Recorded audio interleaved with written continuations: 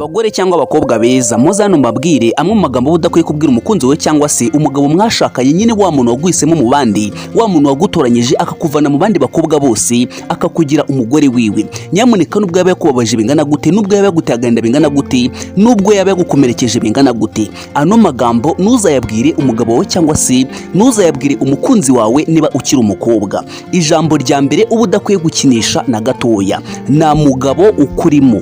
Nawe tekereza neza, umugabo wawe usure umugabo wawe akubwiye ngo nta mugore ukurimo, ntacyo umaze, nta kintu kirimo, ese wowe wakumva umeze ute? Rino jambo rwose uzaryirinde niba wubaha umugabo wawe, niba umuhereza agaciro, nubwo mwamwagiranye ikibazo kingana gute, iri jambo ntuzarihingutse cyangwa se ntuzarisohore mu kanwa kawe. Ijambo rya kabiri uba ukwiye kwirinda kubwira umugabo we cyangwa se umupatana wawe niba nyine ukiri umukobwa, iri jambo uryumve neza cyane, gabanya amagambo.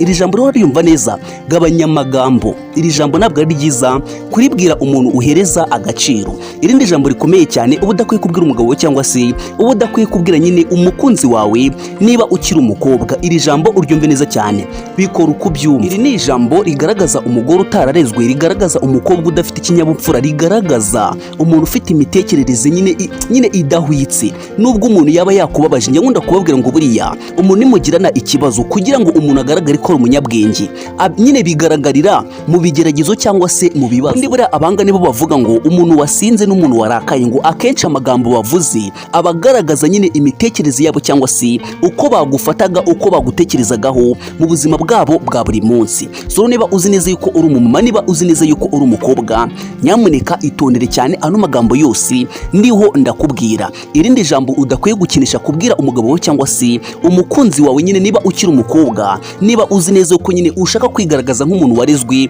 nk'umuntu nyine ufite indero, utarataye imico nk'abiki gihe, iri jambo uryumve neza cyane. Ufite ikihe kibazo?